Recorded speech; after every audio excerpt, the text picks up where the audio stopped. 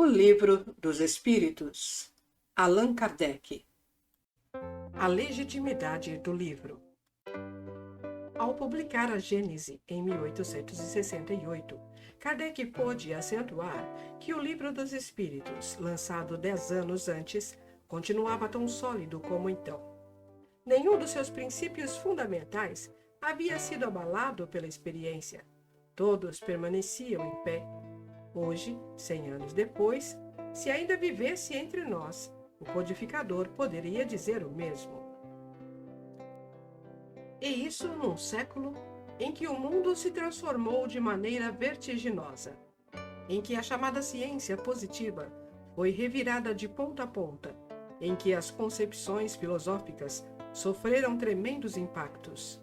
Há conceitos que, à primeira vista, parecem desmentidos, ou pelo menos postos em dúvida pela ciência. É o caso do fluido universal, mas somente quando confundimos com o conceito científico do éter espacial. Na verdade, o desenvolvimento da ciência se processa exatamente na direção dos princípios espíritas. A desintegração da matéria pela física nuclear, a concepção da matéria como concentração de energia, a percepção cada vez mais clara de uma estrutura matemática do universo, a conclusão a que alguns cientistas são forçados a chegar. De que por trás da energia parece haver outra coisa, que seria o pensamento.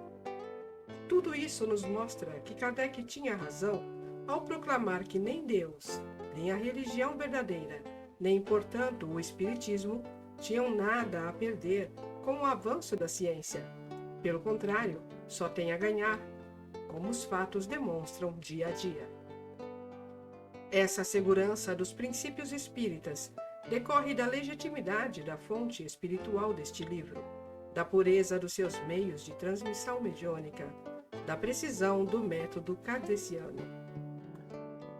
A fonte, como se vê pela revelação espontânea e inesperada do Espírito da Verdade, a Kardec, segundo as anotações autobiográficas de obras póstumas, e pela confirmação posterior de tantos outros espíritos, ou, como se pode constatar, lógica e historicamente, pelo processo de restabelecimento do cristianismo, que o Espiritismo realiza, é a mesma de que precedeu aquele.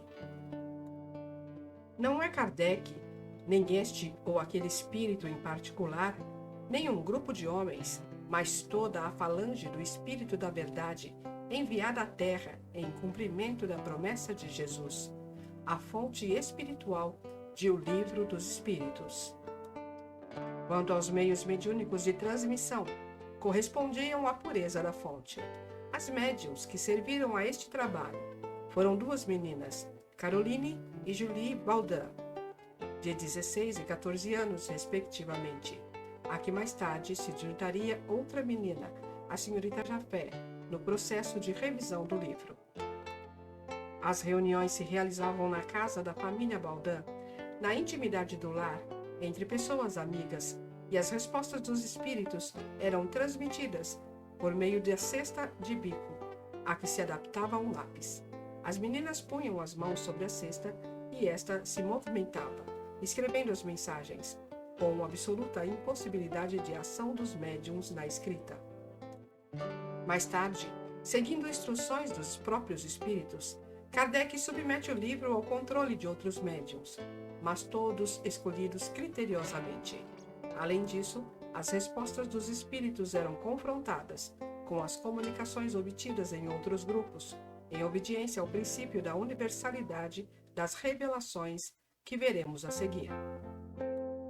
O método de Kardec transformou-se no método da própria doutrina e tem, na sua própria simplicidade, a garantia da sua eficiência. Podemos resumi-lo assim. Primeiro, escolha de colaboradores mediúnicos insuspeitos, tanto do ponto de vista moral, quanto da pureza das faculdades e da assistência espiritual.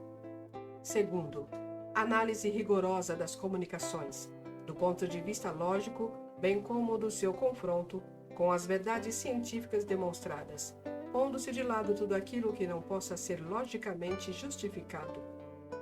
Terceiro, controle dos espíritos comunicantes, através da coerência de suas comunicações e do teor de sua linguagem.